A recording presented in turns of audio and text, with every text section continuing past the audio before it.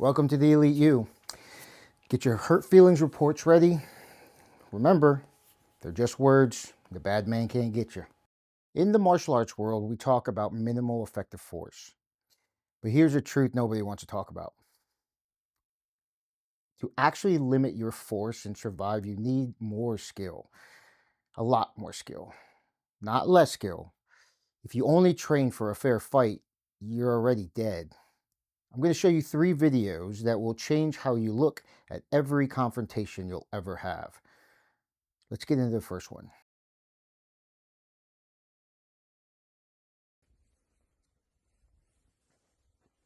Вот он. Не знаю.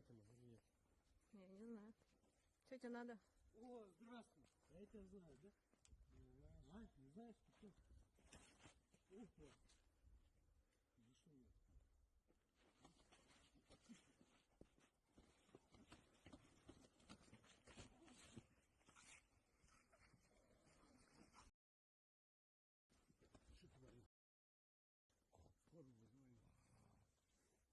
Most people train for a duel, a back and forth exchange of strikes. In this clip, the man thinks he's in a man-to-man scrap, an actual fight. He lands a punch and expects a reaction or a retreat. Instead, he gets a blade in the throat. You need to understand that the moment someone closes a distance aggressively, the rules of a parking lot brawl are gone. If your first instinct isn't to neutralize a threat entirely, you're gambling with your life based on the other guy's morality.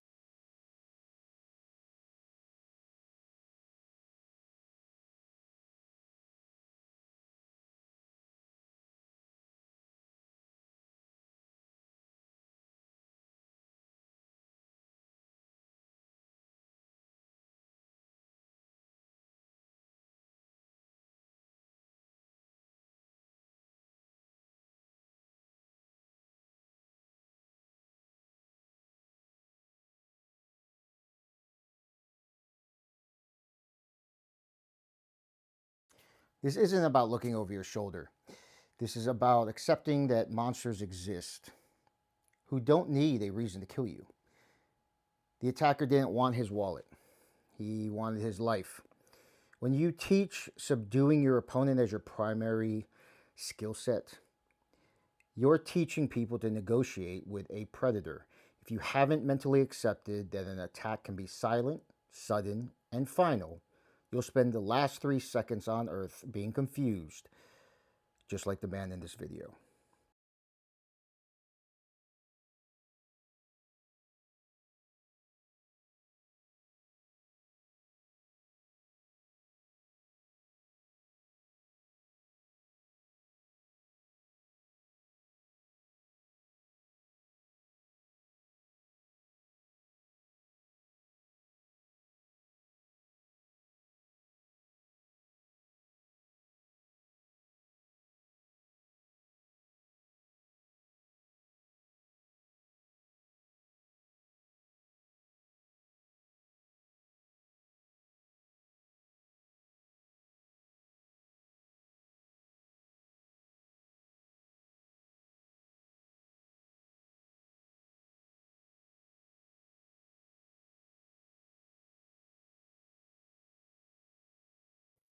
You know, one of the hardest things for people to understand is just because you have some moral system does not mean that the person in front of you shares that.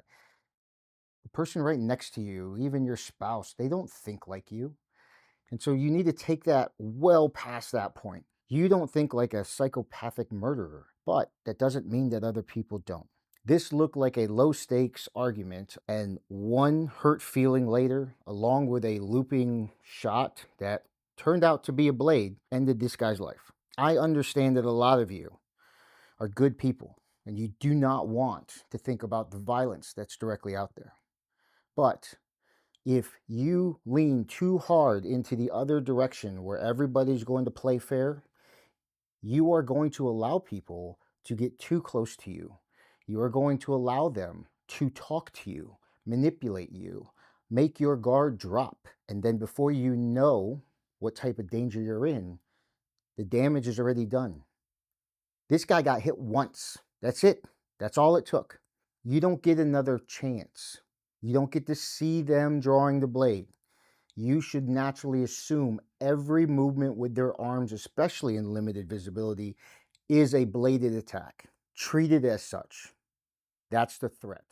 Make sure that you guys are sending all your hurt feeling reports to mdv@eliteu.com. You can also contact me for any other reason there. There are instructors out there who will tell you that you don't need to be violent. They'll push a non-lethal gadget or a control tactic because it sounds better for their brand. Let's be honest. Those people don't know violence, or they're purposely lying to you, meaning they wouldn't take their own advice. Here's the thing. I don't know a single capable man that would limit his violence if someone grabbed their daughter. The instructors that push ideas like situational awareness fixes everything, you should carry a pen instead of a blade. The handheld light is the ultimate self-defense tool. Pepper spray is all you need, or any other stupid shit like that. They're lying to you. Those items are great, but only if you plan on carrying a blade and or a pistol as well. But you better be very skilled and proficient with transitioning between all those tools. Remember, proficiency is performance upon demand. Can you do the deed right now? Not after you warm up, not after you mentally prepare, not after an 8-week training camp. Right fucking now.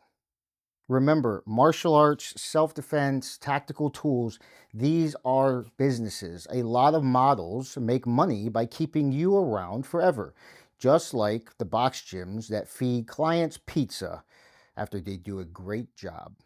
Or those personal trainers who get you in shape but don't teach you how to actually do that, so that you always fucking need them and you need to pay them, or else all of your gains go away. That's what they call a retention program. Personally, I don't run my self-defense training like that. I run quick hit classes, usually seminars. I'm not trying to retain those students. I don't have to protect their ego. This allows me to talk about the truth, even if it stings. Even if they hate me afterward, I will know that they're safer overall. That's my whole purpose of doing those classes.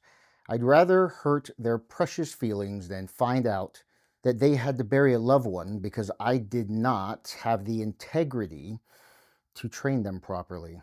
As an instructor, that is the worst nightmare that you can have. All I'm saying is sometimes, not always, but sometimes, the whole less lethal shit, the whole we don't teach killing stuff, doesn't necessarily fall under protecting you. It has to do with them not believing that you can make good decisions when under stress. They believe that you're going to learn the skill, you're going to walk outside, you're going to be approached by a little Girl Scout to sell cookies, and you're going to draw your knife and stab them in the face. And you'll be like, oh no, it was muscle memory, which is bullshit. But that's how a lot of instructors fucking treat this subject. And frankly, you guys should be fucking insulted. It should be evident by now, but I don't believe that. And I believe that the more information that you have, the better you're going to be prepared. I also believe that people actually can learn skills and not involuntarily fucking use them.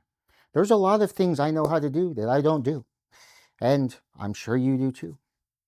So, when I teach things that are questionable, not only do I believe that you're an upstanding citizen and you're only going to use it for the right purposes, but I also believe that you're not going to sleepwalk and murder your family. You are here to learn how to protect yourself. You are here to make sure that you have the right frame of mind for the most horrific things that you could encounter. Because if you haven't already thought about these things, you are not going to be able to rise to the occasion when it hits you for real. All right, let's close this video with something that I learned watching Jordan Peterson. Jordan Peterson talks about meekness in the Bible, and that it doesn't mean being weak or cowardly.